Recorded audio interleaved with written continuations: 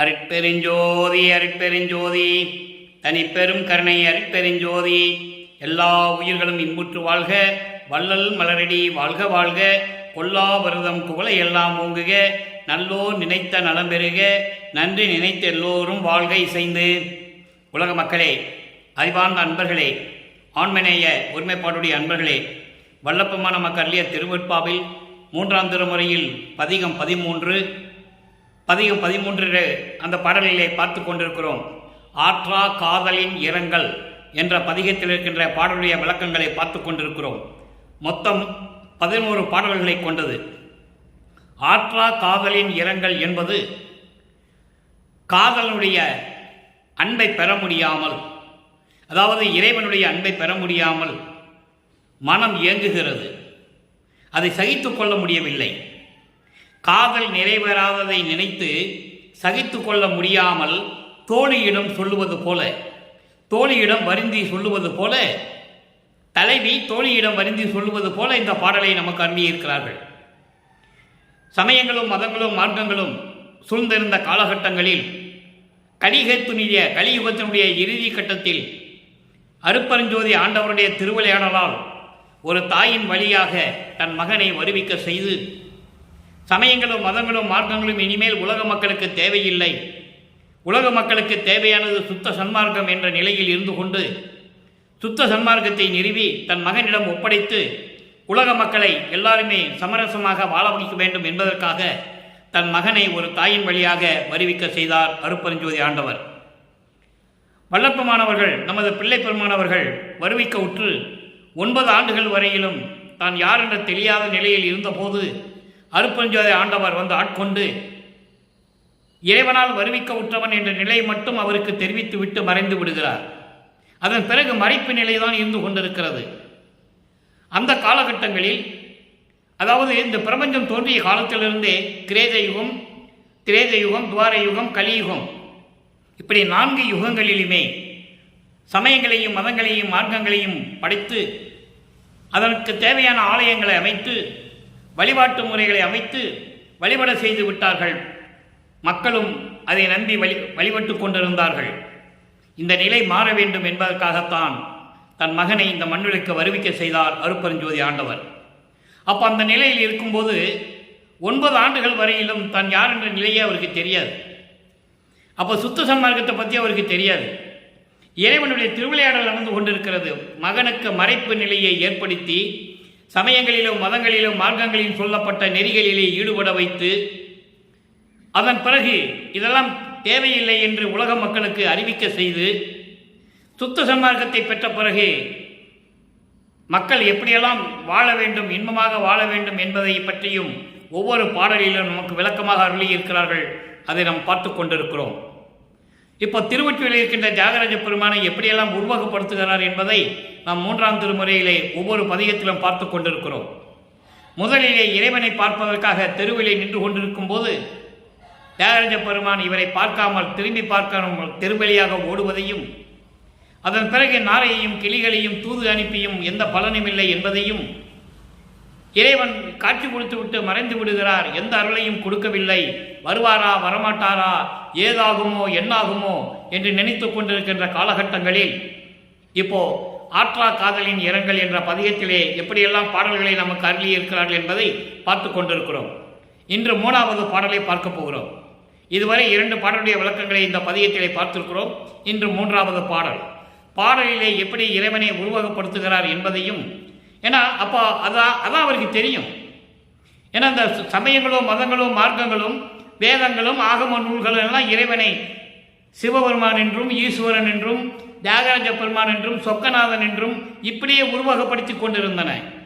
இது சைவ சமயத்தை சேர்ந்த தலைவர்கள். இதே போன்று வைணவ சமயத்தை சேர்ந்தவர்கள், திருமாலை வணங்குகின்றவர்கள், அவர்கள் எப்படியெல்லாம் உருவகப்படுத்தினார்கள் என்பதையும் ஒவ்வொரு நூல்களிலும் இருக்கிறது. இப்படி இந்த சமயங்களை சேர்ந்தவர்கள் எப்படியெல்லாம் உருவகப்படுத்தினார்கள் என்பதை வல்லப்பெருமான் ஒவ்வொரு பாடலிலும் நமக்கு விளக்கி இருக்கிறார்கள். அதை பார்த்து கொண்டிருக்கிறோம். இந்த பாடலுடைய விளக்கத்தை பார்த்த பிறகு, சமரச சுத்த சன்மார்க்கத்தை பெற்ற பிறகு, இறைவன் அருட்பெருஞ்சோதி ஆண்டவர் ஒருவர்தான் கடவுள் என்பதையும், அவர் வடலூரிலே இருக்கின்ற இறைவன் என்பதையும், இந்த பிரபஞ்சத்திலேயே சத்தியஞான சபை ஒரே சபைதான் என்பதையும், இறைவனிடம் எப்படியெல்லாம் அருளை பெற்றுக்கொண்டார் என்பதையும், இறுதியில் அவர் எப்படி இறைவன் ஆனார் என்பதையும் நல்லா புரிஞ்சுக்கங்க. அவர் வள்ளற்பெருமான் இறைவனாகவே வருவிக்க உற்றவர். இறைவனுடைய திருவிளையாடலால் அவர் ஒரு மானிடனாக இங்கே ஒரு தாயின் வயிற்றிலாக பிறந்து இருந்தவர் என்பதை நீங்கள் புரிந்து கொள்ள வேண்டும். அவர் இறைநிலையில் இருக்கின்றவர். திருவிளையாடல் நடந்து கொண்டிருக்கிறது. இறைவனுடைய திருவிளையாடல், அருட்பெருஞ்சாண்டவருடைய திருவிளையாடல் நடந்து கொண்டிருக்கிறது 51 ஆண்டுகள் வரைக்கும். தன் மகனை வருவிக்க செய்து 51 ஆண்டுகள் வரையிலும் திருவிளையாடல் செய்து கொண்டிருக்கிறார் அருட்பெருஞ்சோதி ஆண்டவர். அதை தான் உலக மக்களுக்கு தெரிவித்துக் கொண்டிருக்கிறார் நமது இறைவன் வள்ளற்பெருமான் அவர்கள். நல்லா கவனிங்க, பாடலை நல்லா கவனிங்க. பாடலை பார்த்த பிறகு இதனுடைய சுத்த சன்மார்க்க விளக்கம், முழுமையான விளக்கம் 6ஆம் திருமுறையிலே எந்தெந்த பதிகத்திலே 3வது பாடல் என்பதை பார்க்க போகிறோம். கருணைக்கு ஒரு நேர் இல்லாதார், கருணைக்கு ஓர் நேர் இல்லாதார் கல்லை கரைக்கும் கலலடியார், அருணை பதியார், ஆமத்தார் அமர்ந்தார், திருவாடுதுறையார், இருளச்சிய மாமணி கண்டர், எழிலார் ஒற்றி இறைவர், இந்த தருணத்து இன்னும் சேர்ந்திரல், இந்த தருணத்து இன்னும் சேர்ந்திலர், என் சகியே இனி நான் சகியேனே. பாடல் இது. சகியே என்பது தோழி. தன்னை தலைவியாகவும் இறைவனை தலைவனாகவும், தன்னை காதலியாகவும் இறைவனை காதலனாகவும் வர்ணனை செய்து உள்ளத்தை தோழியாக ஒப்பிட்டு உலக மக்களுக்கு தெரிவித்துக் கொண்டிருக்கிறார் நமது இறைவன். அதை நீங்கள் நல்லா புரிஞ்சுக்கணும். ஏன்னா இந்த நிகழ்வுகளை எல்லாம் ஒரு காதலனும் காதலியும் சம்பந்தப்பட்டால் எப்படி இருக்கும்? அந்த நிலையில் இருந்து கொண்டு காதலி காதலனை பார்க்க முடியவில்லை, காதலன் காதலியை வந்து பார்க்கவில்லை. அப்போ அவங்களுக்குள்ள ஊடல், அந்த பிரிவு எப்படி இருக்கும் என்பதை மன வருத்தத்துடன் தோழியிடம் சொல்லுவது போல, உள்ளத்திடம் சொல்லுவது போல உலக மக்களுக்கு தெரிவித்துக் கொண்டிருக்கிறார் நமது வள்ளற்பெருமானவர்கள் இந்த பதிகத்திலே. இப்போ இந்த பாடலை பார்த்துட்டோம். பாடலுடைய பதவுரை பாருங்க. அதன் பிறகு தெளிவுரை பார்த்த பிறகு 6ஆம் திருமுறையிலே இதனுடைய விளக்கம் எப்படி இருக்கிறது பார்க்க போறோம். அதாவது கருணைக்கு ஒரு நேர் இல்லாதார், கருணையே இல்லாதவர்களுடைய மனசு எப்படி இருக்கும்? ஈவு இல்லை, இரக்கம் இல்லை, தயவு இல்லை, கருணை இல்லை. அவங்களுடைய மனசு எப்படி இருக்கும்? கல் போன்று இருக்கும். அப்படி கருணை இல்லாதவர்களுடைய கல் போன்ற அந்த இறுகிய மனதை கரைக்க வைக்கக்கூடிய இறைவன். கருணைக்கு ஒரு நேர் இல்லாதார் கல்லை கரைக்கும் கலலடியார், அப்படிப்பட்ட திருவடியை கொண்டவர் தியாகராஜ பெருமான். அப்போ அவர் தான் இறைவன் நினைச்சுக்கிட்டு திருவொற்றியில் மன்றாடிக்கிட்டு இருக்காரு நமது பிள்ளை பெருமான் அவர்கள். அதுக்கப்புறம் அருணைப்பதியார் என்பது அருளை கொடுக்கக்கூடியவர், அருளை கொடுக்கக்கூடிய இறைவன். ஆமத்தார் என்பது திருவாமத்தார் என்ற ஊரிலே திருவிளையாடல் செய்து கொண்ட இறைவன், திருவிளையாடல் செய்த இறைவன். அடுத்து திருவாடுதுறை என்ற இடத்தில் இருக்கக்கூடிய இறைவன். அதாவது இந்த ஆகமங்களும் வேதங்களும் சமயங்களும் மதங்களும் மார்க்கங்களும் சைவ சமய தலைவனாகிய சிவபெருமானை எப்படியெல்லாம் உருவகப்படுத்தினார்கள், எந்தெந்த ஊரிலே திருவிளையாடல் நடந்தது என்பது வள்ளற்பெருமான் தெளிவாக இங்கே கூறியிருக்கிறார். திருஆமத்தூர் என்ற ஊரிலே இருந்தவர், திருவாடுதுறையிலே இருக்கின்றவர். அவர் இப்போ எங்கே இருக்காரு? திருவொற்றியூரில் இருக்கிறார். எழிலார் ஒற்றி தியாகர், அழகு சூழ்ந்த நீர்நிலைகள் சூழ்ந்த பூஞ்சோலைகளும் தென்னஞ்சோலைகளும் சூழ்ந்த திருவொற்றியூரில் இருக்கின்ற இறைவன். அவர் எப்படி இருக்கிறார்? இருளாட்சிய மணிகண்டர், ஆழகால விஷத்தை உண்டு தொண்டையிலே நிறுத்தி கொண்டவர். அதான் சொல்றாரு இருளாட்சிய மணிகண்டர். பார்க்கடலை கடையும் போது பாம்பு வந்து விஷத்தை கக்குகிறது அமுதத்திலே.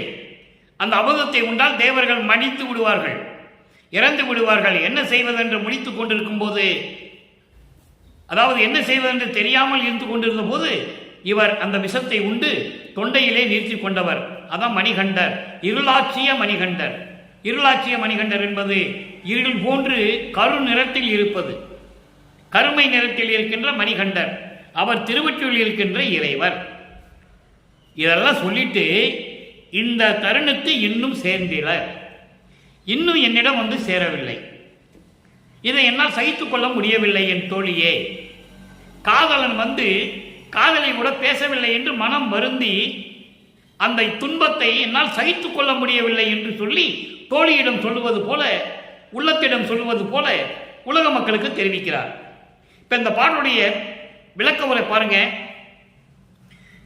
இதுவரைக்கும் வரி வரியா பார்த்தோம், கோர்வையா சொல்றோம். அதாவது இறைவன் கருணையாக உள்ளவர் இறைவன் தான், கருணைக்கு நேரிகரானவன் இறைவன்.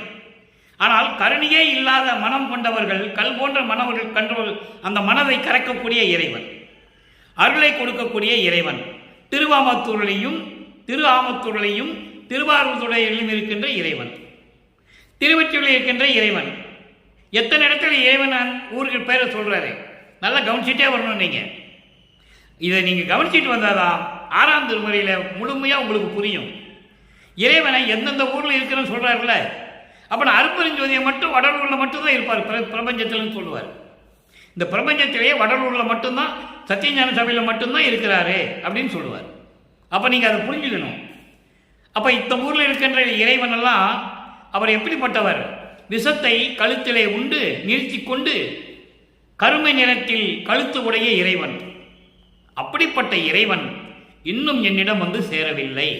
தலைவி இயங்குகிறாள், காதலனுடைய அன்பிற்காக இயங்குகிறாள்.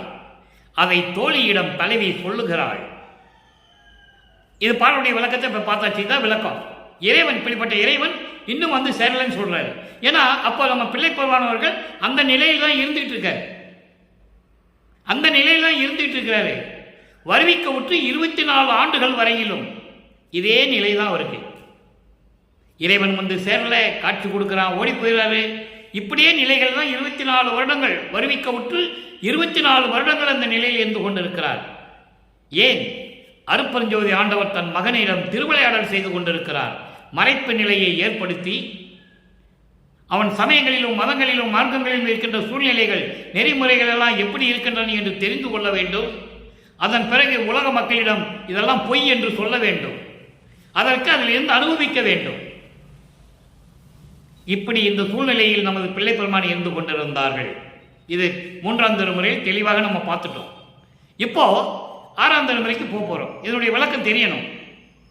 அப்ப 6ஆம் திருமுறைக்கு வந்த பிறகு இதனுடைய விளக்கங்கள் எப்படி இருக்கின்றன என்பதை நாம் பார்க்க போகிறோம். இதனால் இந்த பாடல் மூலம் உலக மக்களுக்கு என்ன தெரிவிக்கிறார்?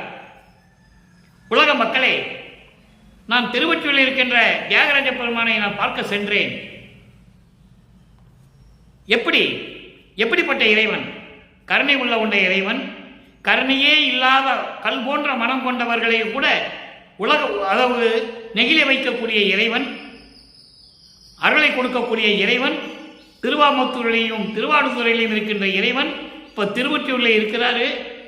விஷத்தை உண்டு கழுத்திலே நிறுத்தி கொண்ட இறைவன், இப்படியெல்லாம் இருக்கின்ற இறைவன் இன்னும் என்னிடம் வந்து சேரவில்லை, எனக்கு எந்த விதமான அருளையும் கொடுக்கவில்லை. உலக மக்களே, நான் மன வருத்தத்துடன் இந்த நிலையில் நான் இருந்து கொண்டிருக்கிறேன் என்று சொல்லி இந்த பாடலை நமக்கு அருளியிருக்கிறார்கள்.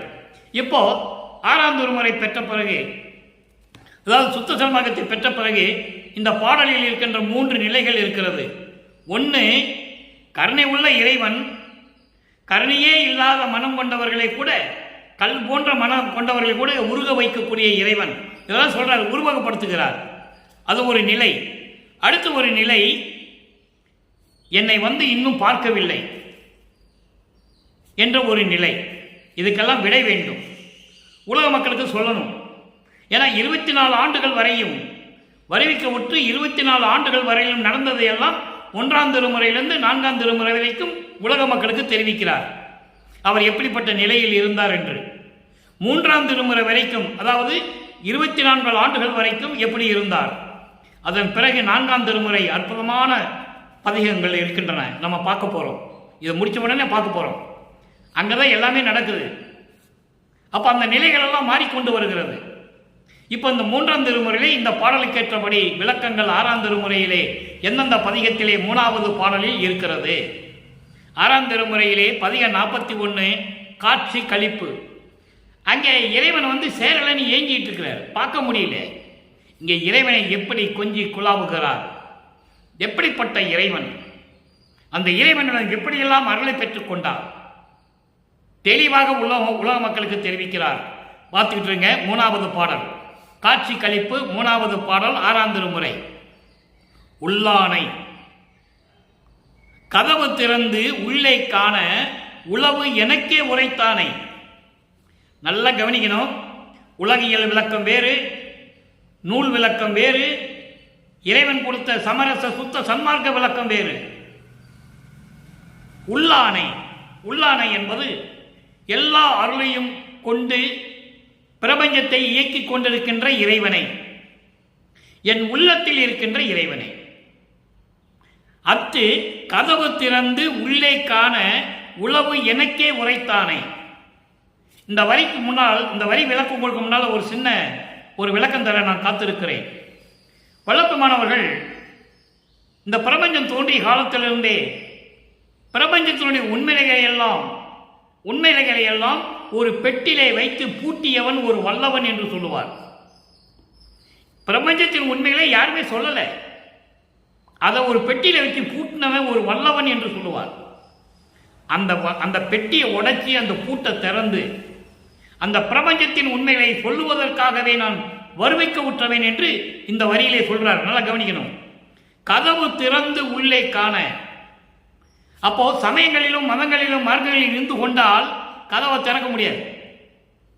அப்போ சுத்த சன்மார்க்கம் வேணும். அப்போ சுத்த சன்மார்க்கத்தை எனக்கு கொடுத்து அவங்க அப்பாட்ட சொல்றார், எப்படிப்பட்ட இறைவன், சுத்த சன்மார்க்கத்தை எனக்கு கொடுத்து பிரபஞ்சத்தில் உள்ள ரகசியங்களை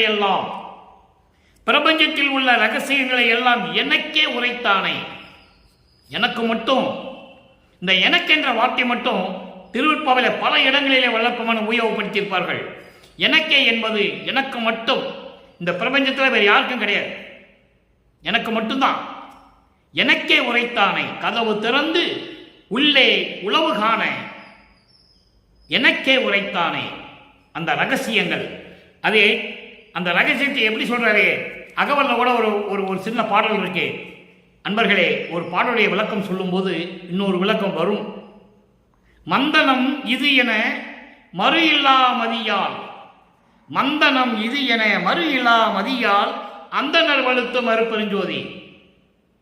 இங்கே அந்தனர் என்பது சமரச சுத்த சன்மார்க்கத்தை சேர்ந்த சாதுக்கள். மந்தனம் என்பது ரகசியம்.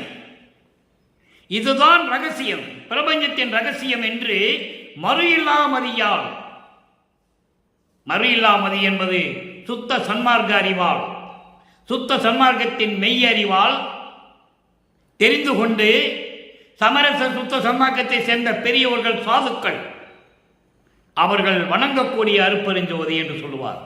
அந்த ரகசியத்தை இங்க சொல்றாரு.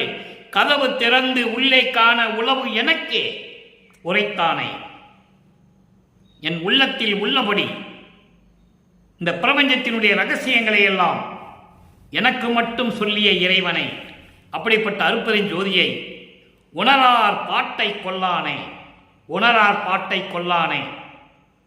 உணரார் பாட்டை கொல்லானே என்பது இறைவனை பற்றி உணராதவர்கள், சுத்த சன்மார்க்கத்தை உணர்ந்து கொள்ளாமல், அருட்பெருஞ்சோதி ஆண்டவரை உணர்ந்து கொள்ளாமல், தெரிந்து கொள்ளாமல் அவர்களுடைய பாட்டை என்பது ஒன்னே பாடல்கள் என்றும் சொல்லலாம், விண்ணப்பங்கள் என்றும் சொல்லலாம், முறையீடுகள் என்று சொல்லலாம், துன்பங்கள்.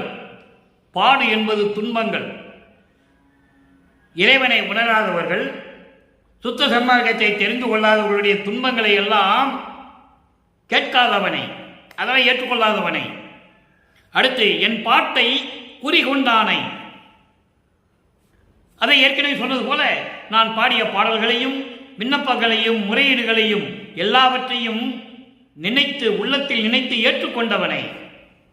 அதோடு மட்டுமல்ல, நான் சமயங்களிலும் மதங்களிலும் மார்க்கங்களில் இருந்த போது நான் பட்ட பாட்டை எல்லாம் நினைத்து என்னை ஏற்றுக்கொண்டவனை. இதுவும் ஒரு விளக்கம். உங்கள் அறிவிக்கேற்றபடி நீங்கள் விளக்கத்தை எடுத்துக்கொள்ளலாம், எதுவும் எல்லாமே சரிதான். அப்போ சமயங்களிலும் மதங்களிலும் மார்க்கங்களில் இருந்த போது நான் பட்ட பாடு இருக்கே, அருமையாக சொல்லுவார் 6ஆம் திருமுறையில். ஒவ்வொரு பாடலிலும் உண்டு. 12 ஆண்டு தொடங்கி இற்றைய பகல் வரை நான் பட்ட பாடு என்று சொல்லுவார். அதை நினைக்கில் மலையும் கரையுமே இரும்பும் உருகுமே என்று சொல்லுவார். மெய்யருள் வியப்பில் வரும் அது.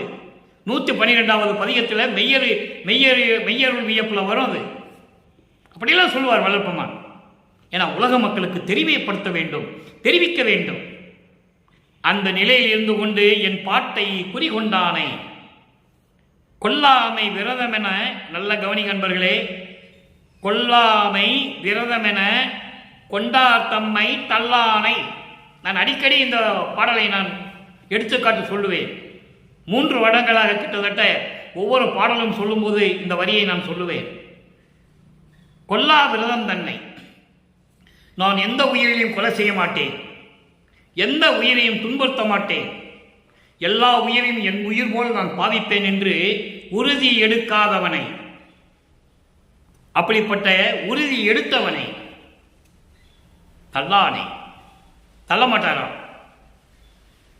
எந்த உயிரையும் கொல்ல மாட்டேன், எல்லா உயிரையும் என் உயிர் போல் நினைப்பேன் சொல்லுகிறவன்களை இறைவன் தள்ளிவிட மாட்டார், ஏற்றுக்கொள்வான், அணைத்துக் கொள்வான், அருளை கொடுப்பான். அதே நேரத்தில் கொலையும் புலையை, கொலை புலையை தள்ளாரை தழுவானை, உயிர்களை கொலை செய்வது, அந்த பிண்டத்தை அந்த பிணத்தை உணவாக எடுத்துக்கொள்ளுவது, மாமிசத்தை உணவாக எடுத்துக்கொள்ளுவது, இப்படிப்பட்டவர்களை தழுவானை ஏற்றுக்க மாட்டார். அவனையும் படைத்தது இறைவன் தான். ஆனால் தூர நிற்க வச்சு புற இனத்தாருன்னு சொல்ற, தூர விற்க வச்சு தான் வேடிக்கை பார்ப்பார். பரிகாரம் தான் கிடைக்கும், அருளெல்லாம் கிடைக்காது. சொல்லி சொல்லி பார்ப்பாரு. மெடாவில் வறுத்து எடுப்பேன்னு சொல்லுவார். தண்டனைட்டு சொல்லி பார்ப்பேன், அன்பா சொல்லி பார்ப்பேன், பொருளை கொடுத்து சொல்லி பார்ப்பேன், எதுக்கும் கேட்கலாம் மெடாவில் வறுத்து எடுத்துருவேன்னு சொல்லுவார். அப்போ கூட கைவிட மாட்டேன்னு சொல்லுவார். நான் கைவிட மாட்டேன், எப்படி அவனை நான் என் வசத்துக்கு கொண்டு வந்துடுவேன்னு சொல்லுவார். அதை தான் இங்கே சொல்கிறாரு, கொலையும் புலையும் தள்ளாரை தழுவானை. அடுத்து யான் புரிந்த தவறு நோக்கி எல்லானை, நான் புரிந்த தவறு நோக்கி எல்லானை. இவர் என்ன தவறு செய்தாரு? ஒன்றுமே செய்யலை. ஆனால் இறைவனுடைய திருவிளையாடலினால் சமயங்களிலும் மதங்களிலும் மார்க்கங்களிலும் இருந்து கொண்டு அந்த நெறிகளை பின்பற்றி கொண்டு சங்கற்ப விகற்பங்களில் ஈடுபட்டு கொண்டு இருந்தார் என்பது உண்மை. அதையெல்லாம் தவறு என்று நினைக்காமல், ஏன்னா எனக்கு தெரியாதுன்னு சொல்ற, நீ இருக்க சொன்ன இருந்தேன், வேண்டான்னு சொன்ன வந்துட்டேன். அப்போ அந்த மாதிரி தவறுகளை எல்லாம் எண்ணாது என்னை விலக்கி விடாமல், எல்லானை என்பது ஒதுக்கி விடாமல் ஏற்றுக்கொண்டவனை, எல்லானை என்பதை ஒதுக்கி விடாமல் ஏற்றுக்கொண்டவனை, விலக்கி விடாமல் ஏற்றுக்கொண்டவனை, இடர் தவித்து இங்கு என்னை ஆண்ட எம்மானை. இடர் தவித்து, இடர் என்பது பிறப்பு இறப்பு என்ற இடர்கள், துன்பங்கள் துயரங்கள் எல்லாவற்றையும் தவிர்த்து என்னை ஆண்ட எம்மானை, என் தலைவனை, சுத்த சன்மார்க்க தலைவனை, என் தந்தையை கண்டு கழித்திருக்கின்றேனே. ஆக 3ஆம் திருமுறையிலே பார்த்த 3வது பாடலுக்கு அங்கே இறைவன் வரல, என்கிட்ட வந்து சேரலைன்னு சொல்லி வருந்துவார். இங்கே இறைவன் வந்தார். எப்படிப்பட்ட இறைவன், அந்த இறைவன் எப்படியெல்லாம் அருளை கொடுத்தார், எப்படி இறைவனோட கண்டு கழித்தார் என்பதை சொல்லிவிட்டார். இப்போ உங்களுக்கு புரிஞ்சிருக்குன்னு நான் நினைக்கிறேன். அடுத்து அடைக்கலம் புகுதல். எப்படி அடைக்கலம் புகுதல்? இறைவனுடைய நிலையை சொல்லி நான் உன்னிடம் அடைக்கலம் வந்து விட்டேன் என்று சொல்ல வேண்டும். ஏன்னால் நிலைகள் மாறிக்கொண்டே இருக்கிறது. இவர் இறைவனாகணும், அப்போ இவர் எல்லாவற்றையும் கொடுக்கணும். இறைவன்கிட்ட பற்றுகளை கொடுக்கணும், உடல் பொருள் ஆவியை கொடுக்கணும், எல்லாவற்றையும் நீக்கணும், அடைக்கலமாகணும். இப்படி இருந்தால் தான் இறைநிலைக்கு போக முடியும். அடுத்த பாட்டில் வருது, அற்புதமாக இருக்கும் பாருங்க, நல்லா கவனிங்க. தேனே அமுதே. இங்கே தேனே அமுதே என்பது உலகில் சொல்லுவாங்க, தேன் போன்றவன் அமுது போன்றவன், அதெல்லாம் சொல்லிக்கலாம், தப்பில்லை. அது எப்பவுமே யூஸ்ஃபுல்லாக வழக்கமாக ஒரு இறைவனை ஒரு புலவன் பாடுவது, அடியார்கள் பாடுவதெல்லாம் தேனே அமுதே என் கண்ணே கற்கண்டே எல்லாம் பாடுவாங்க, உண்மைதான். ஆனால் இங்கே தேனே என்பது கருணை உள்ளம் கொண்ட இறைவனே, அமுதனே, அருள் சக்தி உடைய இறைவனே. அடுத்து சிற்றவையில் சிவமே. கரெக்டாக சொல்லிட்டாரா? அதாவது கருணை உள்ளவன், அதான் தேனே என்று சொல்லுகிறார். அமுதை என்று சொல்லுகிறார். அருள் வல்லமை படைத்த, அருள் சக்தி படைத்த, அருள் சக்தி படைத்த இறைவன். அடுத்து சிற்றபையில் சிவமே, சிற்றபையில் இருக்கின்ற அருப்பெருஞ்சோதி ஆண்டவரே. சிவம் என்பது அருப்பெருஞ்சோதி ஆண்டவர். சிற்றபையில் சிவமே, சிற்றபையில் இருக்கின்ற அருப்பெருஞ்சோதி ஆண்டவரே. தவமே செய்கின்றோர் ஊனே புகுந்த ஒளியே. இங்க தவம் என்ன? சுத்த சன்மார்க்கத்தில் தவம்னா என்ன? சமயங்களிலும் மதங்களிலும் தவம்னா உங்களுக்கு எல்லாருக்குமே தெரியும். ஏன்னா புராணங்கள்ல காவியங்கள்ல எல்லாம் சொல்லியிருக்காங்க.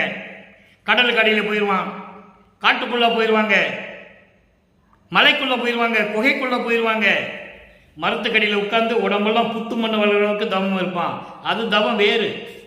அது தங்களுடைய சுயநலத்துக்காக, யாரும் என்னை கொல்லக்கூடாது, யாரிடமும் சாகக்கூடாது, நான் இப்படியெல்லாம் வர வேணும்னு தவம் இருக்கிறவங்க.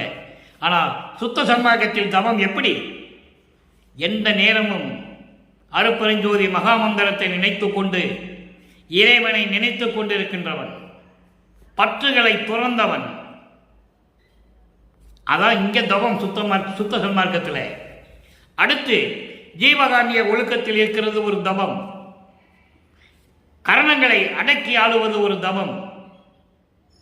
இந்திரிய ஒழுக்கம், கர்ண ஒழுக்கம், ஜீவ ஒழுக்கம், ஆன்ம ஒழுக்கம், அதை அடக்குவதும் தவம். அந்த கரணங்களை அடக்குவதும் தவம். இதுதான் சுத்த சன்மார்க்கத்தின் தவம். கண்ணை மூடிக்கிட்டு தீபத்து முன்னால் உட்கார்ந்துட்டு கண்ணை மூடிக்கிட்டு இருக்கிறது தவம் இல்லை. இருள் சூழ்ந்து விடும். தீபத்தை பார்த்துக்கிட்டே இருக்கணும், தீபத்தோட பேசணும். அங்கதான் அருப்பெருஞ்சோதி இருக்கிறாரு. அதான் வல்லப்பம்மன் சொல்லுகிறார். அப்போ அந்த மாதிரி தவம் செய்கின்றோர் உடம்பிலே புகுந்த ஒளியே அருப்பெருஞ்சோதியே, மெய் உணர்வே, இயற்கை உண்மையின் அறிவே. இயற்கை உண்மை விளக்க கடவுள் என்று சொல்லுவார்.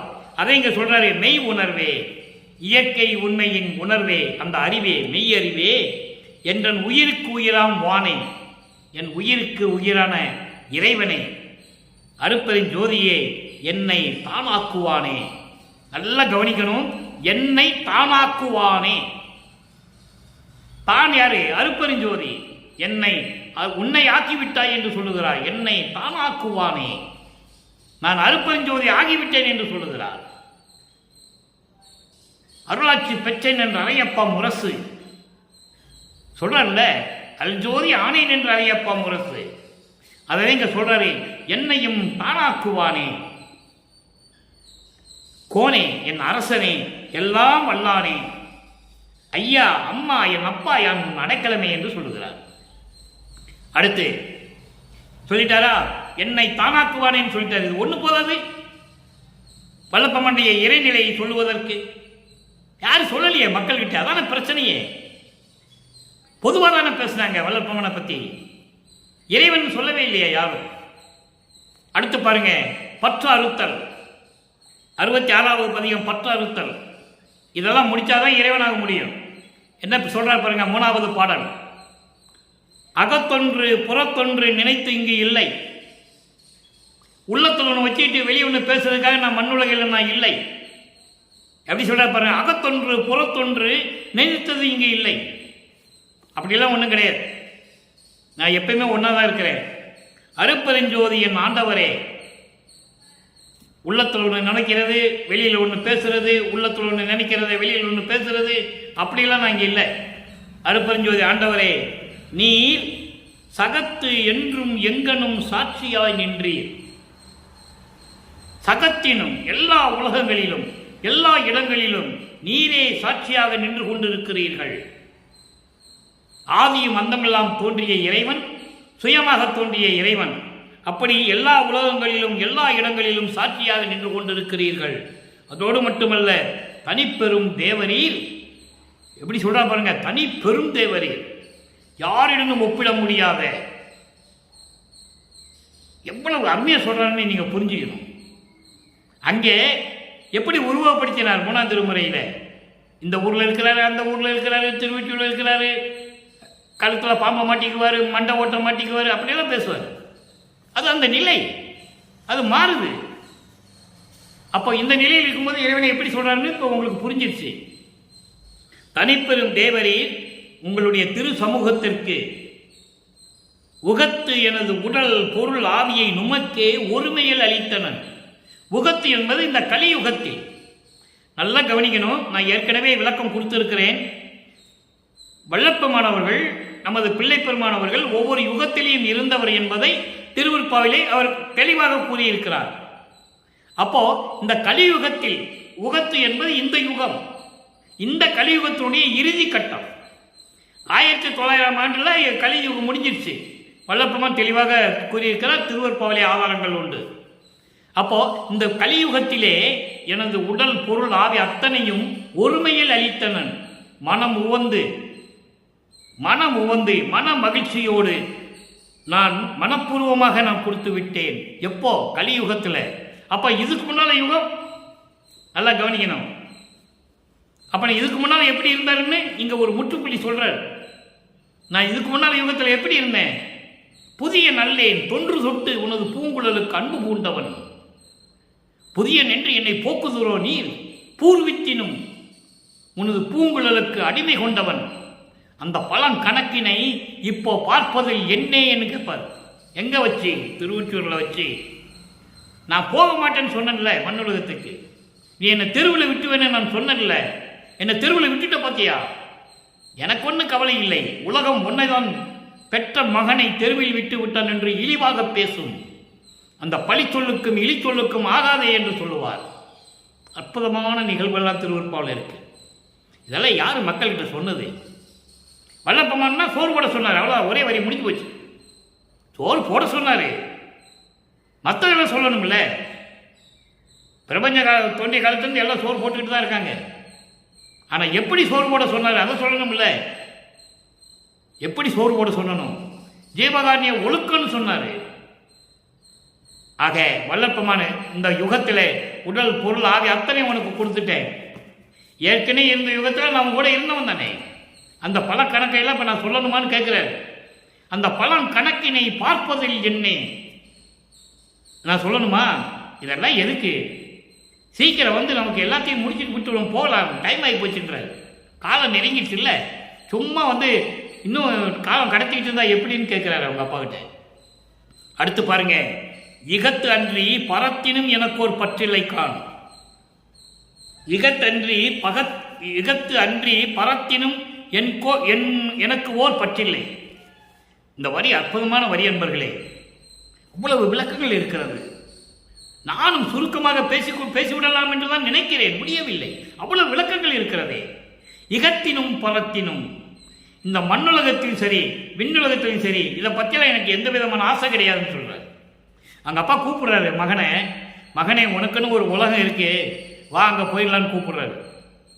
இவர் சொல்றாரு, இந்த பிரம திருமாலு ருத்திரை இவங்க உலகெல்லாம் எனக்கு தேவையில்லை என்று.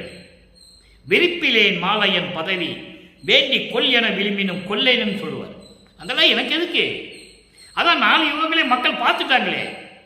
கிரீடம் வச்சு, கையில் ஆயுதம் வச்சு, சூலாயுதம் வச்சு, உடம்பெல்லாம் நகையை போட்டுக்கிட்டு ஆடம்பரமாக எல்லாம் பார்த்துட்டாங்கல்ல.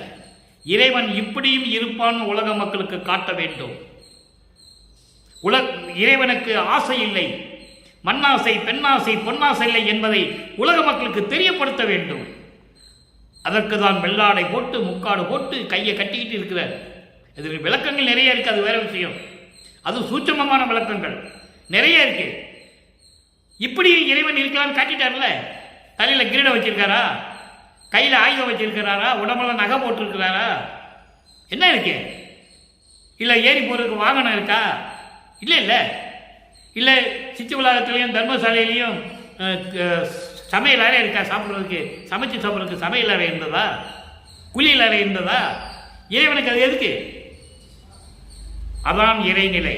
இறைவன் இப்படியும் இருக்க முடியும் என்று உலக மக்களுக்கு தெரியப்படுத்தியவர் வல்லப்பமானவர்கள். இப்படிதான் இறைவன் இருக்கணும். ஆக எனக்கு விண்ணுலகத்திலும் மண்ணுலகத்திலும் எந்த விதமான எனக்கு ஆசை கிடையாது. எனக்கு அதெல்லாம் தேவையில்லை. என்னை பள்ளி எழுப்பி மெய் இன்பம் தந்தீரே. என்னை அறியாமையிலிருந்து நீக்கி, சமயங்களையும் மதங்களையும் மார்க்க தடைகளை எல்லாம் நீக்கி, அறியாமையை நீக்கி, சுத்த சன்மார்க்கத்தை கொடுத்து எனக்கு மெய் இன்பம் தந்தீரே என்று சொல்லுகிறார். அடுத்து 71வது பதிகம் அந்தோ 10 3வது பாடல். நல்ல கவனிங்க. துரிய பதம் அடைந்த பெரும் சுத்தர்களும் முத்தர்களும். ஏன் இந்த 2 வரி தான் சொல்றாரு? 2 வரியிலே அவ்வளவு பிரபஞ்சத்தின் உண்மை அதுக்கு இருக்கு. 2 வரி தான் பாடல். அந்தோ பத்தென்ற பதிகத்தில் 2 வரிதான்.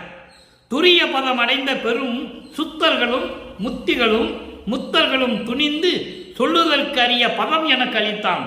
பதம் என்பது இடம், அந்த நிலை. துரிய பதத்தில் இருந்துகிட்டு துரிய நிலையில் இருந்து கொண்டு இருக்கின்ற சுத்தர்கள் முத்தர்கள், இவர்களுக்கு சொல்ல முடியாத அளவிற்கு எனக்கு ஒரு நிலையை கொடுத்தான் இறைவன். அம்பலத்தில் ஆடுகின்றான் அந்த இறைவன். அந்தோ அந்தோ என்று சொல்லுகிறார். அந்த என்ன நிலை? கடவுள் நிலை. 16வது நிலை. அதை தான் அகவல்ல சொல்லுவார், கடைசியில் சொல்லுவார், மூவரும் தேவரும் முத்தரும் சித்தரும் யாவரும் பெற்றிடா இயல் என கழித்தனை. That's all your honour. திருவருட்பாவே முடிஞ்சிருச்சு. வளப்பமான் யாருன்னு அங்கேயே தெரிஞ்சு போச்சு. அதை தான் இங்கே சொல்றாரு. துரிய பதம் அடைந்த பெரும் சுத்தர்களும் முத்தர்களும் துணிந்து சொல்லுதற்கு அரிய பதம் எனக்கு அளித்தான். யாராவது சொல்லியிருக்காங்களா இது வரைக்கும் பிரபஞ்சத்தில்? கிடையவே கிடையாது. அப்படிப்பட்ட நிலையில் இருக்கின்றவர் வளர்ப்பம்மா. மூவரும் தேவரும் முத்தரும் சித்தரும் யாவரும் பெற்றிடா இயல் என கழித்தனை. அப்படிப்பட்ட கடவுள் நிலையில் இருக்கிறேன் என்று சொல்லுகிறார். அடுத்து 72வது பதியம் சுத்த சன்மார்க்க நிலை, 3வது பாடல். சுத்த சன்மார்க்க நிலை என்ன? உலக மக்களுக்கு சொல்லணும்ல.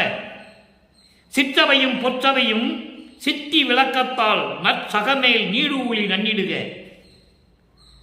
சிற்றவையும் பொற்றவையும் சித்தி விளக்கத்தால், அருள் விளக்கத்தால், சமரச சுத்த சன்மார்க்கனுடைய நெறிகளுடைய விளக்கத்தால் சிற்றவையும் பொற்றவையும் நெறியும் உலகத்திலே நல்லபடியாக இருப்பீர்களாக நன்னிடுக. ஆக சத்தியஞான சபைக்கு வாங்க, சிற்றவையினுடைய பொற்றவையினுடைய விளக்கங்களை அருள் விளக்கத்தால் தெரிந்து கொண்டு உலகத்திலே நல்லபடியாக நீங்கள் நீடூழி வாழ வேண்டும், நீடூழி வாழ வேண்டும், நீடூழி இருப்பீர்களாக சொல்றார். இவ்வளவு அற்புதம் பாருங்க. அதாவது படைத்த இறைவனே சொல்லுகிறார்.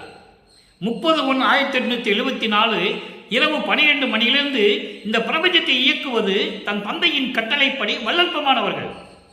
நல்லா புரிஞ்சுக்கணும். நீங்க பிரபஞ்சத்தை இயக்குறது யாரு? நமது இறைவன், வல்லப்பமானவர்கள். மகனை விளையாடுக என்று சொல்லிவிட்டார். விளையாடுக மகனே பாடல்ல இருக்கு. வருவித்த வண்ணமும் நானே, இந்த மாநிலத்தை செய்யும் வண்ணமும் நானே, தானே தெரிவித்து என்று சொல்லுவார். என் தந்தை அருப்பஞானவர் தெரிவிக்கிறார், கட்டளை இடுகிறார். நான் அதற்காக தான் வருவிக்க உற்றேன். நான் தான் பிரபஞ்சத்தை இயக்குகிறேன் என்று சொல்லுகிறார். நல்லா புரிஞ்சுக்கணும் நீங்க. அப்படி நன்னிடுக. அடுத்து சொல்ற பாருங்க. சச்சபையோர் போற்றி வரம் பெற்று, சச்சபையோர் போற்றி வரம் பெற்று வகை பூரிக்க வாழ்ந்திடுக. சச்சபையோர் யாரு? சுத்த சன்மார்க்கத்தை சேர்ந்தவர்கள், கொலையும் புலையும் தவிர்த்தவர்கள், ஜீவகாரணிய ஒழுக்கத்தில் இருந்து கொண்டிருக்கின்றவர்கள், சமயங்களும் மதங்களும் மார்க்கங்களையும் சொல்லப்பட்ட நெறிகளை முற்றிலுமாக பற்றற தவிர்த்து எல்லாவற்றையும் விட்டுவிட்டு சுத்த சன்மார்க்கத்தை நெறிகளை கொண்டவர்கள் தான் தெளிவாக சொல்லுகிறார் சச்சபையார். அவர்கள் போற்றி வரம் பெற்று வகை பூரிக்க வாழ்ந்திடுக. இப்படியெல்லாம் இறைவனை போற்றி வணங்கி எல்லா வரங்களையும் பெற்றுக்கொண்டு இன்பமாக வாழ்ந்திடுக. எப்படி சொல்றாரு? நாட்டிசையும் நாள் திசையும் வாழ்க நயந்து. 4 திசைகளில் இருக்கின்ற உலக மக்கள் எல்லாம் நயந்து விரும்பி மகிழும்படி நீங்கள் வாழ வேண்டும். 4 திசைகளிலும் நீங்கள் வாழ வேண்டும் உலக மக்களே என்று சொல்லி சுத்த சன்மார்க்க நிலையை நமக்கு அறிவித்திருக்கிறார்கள். நம்மளை எல்லாம் படைத்து காத்து கொண்டிருக்கின்ற இறைவன் வல்லப்பெருமானவர்கள். இறுதியாக ஒரே ஒரு விளக்கம், கைமாறு இன்மை. 87வது பதிகம் 3வது பாடல். என்ன அழகா சொல்றாருன்னு நீங்க கவனிக்கணும். 3ஆம் திருமுறையில் இருக்கிற பாடலுக்கு முடிவான விளக்கங்கள் வேண்டும். ஏனென்றால் 201 ஆண்டுகளாகவே வல்லப்பெருமான் வருவிக்கு ஒட்டு 201 ஆண்டுகள் கடந்து விட்டன. அதோடு மட்டுமல்ல, அவர் அருப்பஞ்சோதி ஆண்டவரானது 151 ஆண்டுகள் கடந்து விட்டன. யாரும் இந்த நிலையை உலக மக்களுக்கு சொல்லவில்லை என்பதுதான் வேதனையான விஷயம். இங்க பாருங்க, என்ன கைமாறு செய்ய போறேன் அப்படின்னு சொல்லும்போது, எனக்கு என்னெல்லாம் நீ கொடுத்துட்ட, நான் என்ன கைமாறு செய்ய போறேன்னு சொல்லும்போது அவர் தந்தை அருப்பஞ்சாண்டவர் சொல்லுவாரே, மகனே நீ பிரபஞ்சத்தை இயக்கும் மகனே, அதான் நீ எனக்கு செய்கின்ற கைமாறு என்று சொல்லுகிறார். நீ என் மகன் அல்லவா, நீ எனக்கு மூத்த பிள்ளை அல்லவா, என் குலத்தின் தலை மகன் அல்லவா, இப்படியெல்லாம் சொல்லுவாரு. அற்புதமாக இருக்கும். மறுவும் உலகம் மதித்திடவே, மறுவும் உலகம் மதித்திடவே. எல்லா உலகங்களும் சேர்ந்து, எத்தனையோ உலகங்கள் இருக்கின்றன, கிட்டத்தட்ட 2500 உலகங்களுக்கு மேல் இருக்கின்றன என்று வல்லப்பமார்கள் சொல்லுகிறார்கள். தெளிவாக உரைநடை பகுதிகளை கூறியிருக்கிறார்கள். அத்தனை உலகங்களும் என்னை மதித்திடவே, என்னை போற்றி வணங்குகின்றன என்று சொல்லுகிறார். தெளிவா இருக்கு, எல்லா பாடல்லையும் இருக்கு. எல்லாருமே இவர் வந்து வணங்குறாங்க. அப்போ எல்லா உலகங்களும் சேர்ந்து என்னை வணங்கிடவே மரண பயம் தீர்த்து, மரண பயத்தை தீர்த்து எழில் ஒரு நல்ல உருவும் கொடுத்து, முத்தேகம், சுத்த தேகம், புரண தேகம், ஞான தேகம், முத்தேகத்தையும் கொடுத்து பொருள் ஒன்று என தெளிந்த உணர்வும், பொருள் ஒன்று என்று தெளிந்த உணர்வும். பொருள் என்பது இங்க கடவுள், ஒரே கடவுள் என்ற தெளிவான அந்த உண்மையை எனக்கு கொடுத்து, ஆதியும் அந்தமில்லா இறைவன் ஒரே கடவுள் என்ற நிலையை எனக்கு கொடுத்து, என்றும் உளவாத திருவும் என்றும் அழியாத அருளையும் கொடுத்து, முதல்ல முத்தேகத்தை கொடுத்து அருளையும் கொடுத்து மரண பயத்தையும் தீர்த்து எல்லா உலகங்களும் என்னை மதிக்கும்படியும் போற்றும்படியும் வணங்கும்படியும் வைத்து இப்படியெல்லாம் எனக்கு கொடுத்து, அடுத்து சொல்றா பாருங்க, பரமசித்தி என்னும் சிறப்பும், பரமசித்தி என்னும் சிறப்பும். எவ்வளவு அருமையாக சொல்றாரு பாருங்க. எல்லாம் வல்ல சித்திகளையும் எனக்கு கொடுத்து, அதில் தான் 5 தொழில் அடங்கியிருக்கு, எல்லாமே அதில் தான் அடங்கியிருக்கு. அதான் பரமசித்தி என்று சொல்லுகிறார். எல்லா வல்லமை படைத்த சித்திகளையும் எனக்கு கொடுத்து, இயற்கை சிவம் என்னும் ஓர் குருவும் கொடுத்து. அவங்க அப்பாவை குருன்னு சொல்லிக்கிறார். எப்படி குரு அவன்? இயற்கை சிவம் என்னும் ஓர் குரு. இயற்கை சிவம், இயற்கை உண்மையின் விளக்க கடவுள் அருப்பெருஞ்சோதி என்ற ஒரு குருவையும் எனக்கு கொடுத்து. எவ்வளவு அற்புதமா சொல்றார் பாருங்க. அப்பாவை குருன்னு சொல்றார். என்ன குருவா? இயற்கை உண்மையின் விளக்கத்தின் அடிப்படையில் உருவான அருப்பெருஞ்சோதி ஆண்டவராகிய நீ அந்த குருவையும் எனக்கு கொடுத்து. அப்ப நான் வல்லப்பமானுக்கு குரு யாரு? அருப்பெருஞ்சோதி ஆண்டவர். அதே மாதிரி சுத்த சன்மார்க்கத்தில் குரு யாரும் கிடையாது, எல்லாம் இறைவன் தான், எல்லாமே இறைவன் தான், இடைத்தரகர்களே கிடையாதுங்க. நேராக சுத்த சன்மார்க்கத்துக்கு வரணும், இறைவனுடைய அருளை பெற்றுக்கொண்டு போயிட்டே இருக்கணும். சுத்த சன்மார்க்கத்தை வரணும்னா என்ன பண்ணணும்? கொலையும் கொலையும் தவிர்க்கணும். அதான் மெயினே. பிரதான கொள்கை என்ன? உயிர்களை கொலை செய்வதை நிறுத்தணும், மாமிசம் சாப்பிட்றதை நிறுத்தணும், உருவ வழிபாட்டை நிறுத்தணும், இறைவன் ஒருவன் அருப்பெருஞ்சோதி நினைச்சிடணும். இதான் சுத்த சன்மார்க்கம். நேரம் வந்துடலாம். இதுக்கு நீ எல்லா கோயிலுக்கும் போயிட்டு வரணும்னு அவசியம் இல்லை. ஆனால் எல்லாருமே சொல்லிக்கொண்டு இருக்கிறார்கள், கீழேருந்து தான் வரணும், கீழேருந்து தான் வரணும், கீழேருந்து வர்றதுக்குள்ள அவன் செத்து போவான். பிறகு எப்படி அங்கே வர்றது? அதான் அகவல்ல சொல்றாரு, இறந்தவர் செத்தவர்களை எழுப்ப வேண்டும் சொல்றாரு. நல்லா புரிஞ்சுக்கணும், ஒவ்வொன்றுக்கும் ஒரு விளக்கம் இருக்கு. இப்படியே சொல்லிக்கிட்டு இருந்தாங்க, கீழே இருந்து தான் வரணும், கீழே இருந்து தான் வரணும், அதுக்குள்ள அவங்க செத்துட்டாங்க. அதான் சொல்றாரு, இறந்தவர்களை எழுப்பிட. இறந்தவர்கள் என்பது சுத்த சன்மார்க்கத்தை தெரியாமல் இறந்தவர்கள். செத்தவர்கள் என்பது சுத்த சன்மார்க்கத்தை தெரிந்து கொண்டு அலட்சியப்படுத்தி இறந்து போனவர்கள். அதுக்கெல்லாம் நிறைய நான் விளக்கம் கொடுத்துருக்கேன், நீங்க பார்க்கலாம், யூடியூப்ல பார்த்துக்கலாம். அப்படிப்பட்டவர்களே அதான் சொல்றாரு, நேரடியாக வர சொல்றாரு, கொடுத்தாய் நிந்தனுக்கு கைமாறியது கொடுப்பேனே. என் தந்தையை உனக்கு நான் என்ன கைமாறி செய்ய போறேன்? நீ தந்தை மகனுக்கு செய்து விட்டாய், நான் உனக்கு என்ன செய்யணும்னு கேட்கும்போது ஒரு பாடல்ல சொல்லுவாரு, பிரபஞ்சத்தை இயக்கும் மகனே, நான் செய்ய வேண்டியதை நீ செஞ்சுக்கோ, அதான் நீ எனக்கு செய்த கைமாறுன்னு சொல்லுவார். எனவே அன்பர்களே, இப்படிப்பட்ட நிலையில் இருந்து கொண்டு இறைவனை வணங்கி சுத்த சன்மார்க்கத்தை பின்பற்றி கொலையும் புலையும் தவிர்த்து உருவ வழிபாட்டை தவிர்த்து சமயங்களிலும் மதங்களில் இருக்கிற சங்கற்ப விகற்பங்களை எல்லாம் நீக்கி ஒரே கடவுள் அருப்பெருஞ்சாண்டவர் நிலையில் இருந்து கொண்டு இறைவனை வணங்கி இறைவனுடைய அருளையும் செல்வங்களையும் எல்லாம் பெற்றுக்கொண்டு இந்த வையகத்தில் நீங்கள் வாழ்வாங்க வாழ வேண்டும் என்று வாழ்த்தி இறைவனுடைய தயவோடையும் கரையோடையும் கருணையோடையும் விடைபெறுகிறேன். இந்த வள்ளலார் ஊழியன். நன்றி, வணக்கம். அருட்பெருஞ்சோதி அருட்பெருஞ்சோதி தனிப்பெருங்கருணை அருட்பெருஞ்சோதி. மீண்டும் நாளை சந்திப்போம். அருட்பெருஞ்சோதி.